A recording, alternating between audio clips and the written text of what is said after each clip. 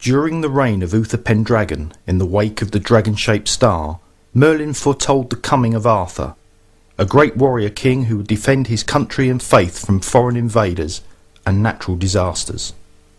From the old Roman order that had withered and died, Arthur would sow the seeds of a nation that was to become Great Britain. Today Arthur's name lives on, but did he ever really exist?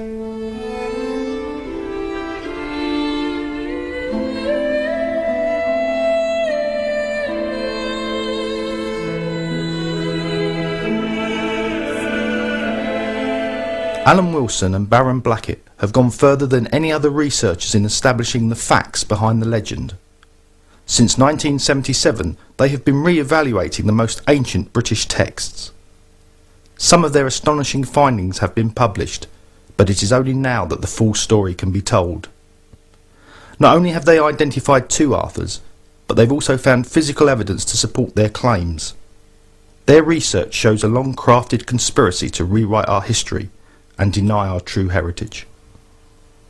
The book that really brought Arthur to the attention of the world was The History of the Kings of Britain, written in 1135 by Geoffrey of Monmouth. Arthur's name had been recorded before, but it was this work that portrayed him as a knightly king, chivalrous in all his deeds. Now, the problem immediately was that he proclaimed an Arthur who fought the Romans, and an Arthur who fought and defeated the Saxons and others. The immediate problem is that you have a 200 and maybe 25 or 250-year-old king. This was pointed out by Polydore Virgil, the historian for Henry VIII of the Six Wives, and said, look, this is impossible that you've got a 250-year-old king here. He can't fight the Romans and the Saxons. In the usual negative stance which is taken towards Welsh history and to most ancient British history, this was immediately used to say, oh, this history is false. But the obvious answer is that there are two King Arthurs. And there are two. And the man who fought the Romans did so in 383 to 88, and is very clearly recorded, and very well recorded, authenticated. And the man who fought the Saxons in the 6th century is a 6th generation direct descendant in the male line, and he is Arthur II.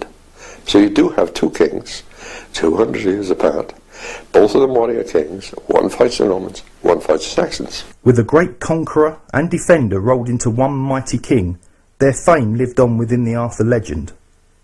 Today, a mystery surrounds the real Arthurs, but that was not always the case. In the Brutes of England, written between the 10th and 15th century, Arthur is clearly recorded. So the Brutes of England actually commence with the invasion of Albine from Syria, which is actually datable to about 1600 BC. And they roll on through the centuries, and as they come on, they become more and more detailed. Now, King Arthur is given quite a significant place in these histories. He gets quite a lot of space. And the coverage is again melding together, or welding together, King Arthur I and King Arthur II. Now, if we look at King Arthur II, we'll find there's a very interesting reference to him in the Brutes of England. And you've got to remember that up until modern times, this would have been generally firmly believed as authentic history. So in chapter 79, it's telling how King Arthur is over in France, Brittany area. And it's on about the Easter time. And it says, and when King Arthur had thus his knights feasted at April after next sowing, sowing being springtime, he came again into Britain, his own land. And after at Whitsuntide next sowing, by counsel of his barons, he would be crowned King of Glamorgan. So everybody in Britain, certainly England and Wales, would have been in no doubt whatsoever from the Brutes of England that King Arthur II, at least, was a king of Glamorgan and Gwent, certainly king of Glamorgan. There can be no doubt about this. It's a very clear statement. Another historian called Percy Enderby, writing for Charles II, made no secret of there being a real King Arthur. his history really commences with the Brutus story of the great Brutus migration and moving into Britain, which is as routinely dismissed as is the Albine invasion, although there's a great deal of physical evidence extant today to prove that both are true. And so what is happening is that you have a history which was recognizable to everybody as British history, certainly up until 1700. And then suddenly things begin to change and move. By 1850 they were writing histories of Britain that bear no resemblance whatsoever in the early stages, no resemblance whatsoever to the previous histories of Britain. Out go Albine, out go Brutus, out go this, out goes everything. And you have a brand new history. It's like George Orwell, 1714 and not 1984. It's an Orwellian maneuver, and they are restyling, rewriting, reinventing a history for political and religious correctness. And that's what's happened. They've rewritten the histories. What they didn't want, they simply derided, abused, and abandoned. With the threat of revolution sweeping Europe and the Americas, and with German George on the throne, the historians were directed to play down any nationalistic feelings and emphasise our Anglo-Saxon past. The Arthur legend had to go. History is the most important of all political weapons. Have no doubt about it. May not be sort of instant like a war or like a dropping of a bomb, but it is the most potent of all political weapons. And so they decided they would introduce a history that was suitable to the church, which was suitable to the state.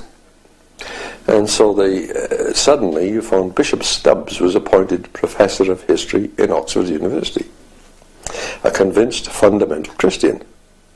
Noah's Ark, sons of Noah, populate the entire world. His grandsons, everybody is descended from Noah.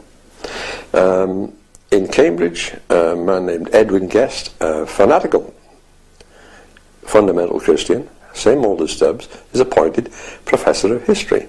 Didn't even apply for the job. And so you had these two fanatics busy reconstructing and rewriting British history in a suitable biblical manner to suit the church, to suit the support of the royal family. And so everything that didn't suit that political necessity, that was not politically correct, had to go.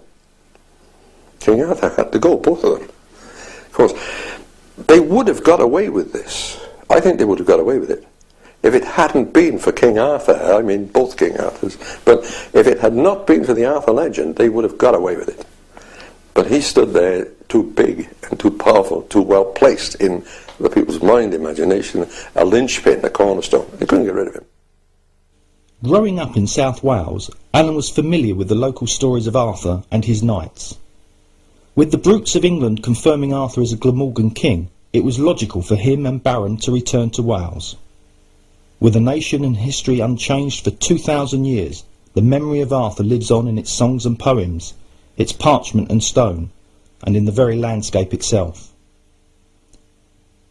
In a Nevern churchyard is the stone of a king called Hal Dar, or Hal the Good. Around 920 AD, a king list was drawn up for the wedding of his son, Prince Owen.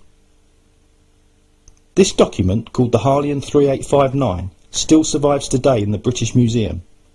It contains the names of both Arthurs.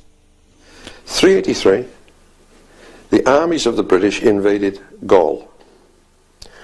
And the general of Magnus's armies was his son Arthur. The Latins called him Andragathius. And he defeated Gratian, the Emperor of Rome. He defeated Gratian in battle at Soissons, which they called the Battle of Sassy in Geoffrey of Monmouth, chased him to Lyons, lugged him, invited him to a meal and executed him.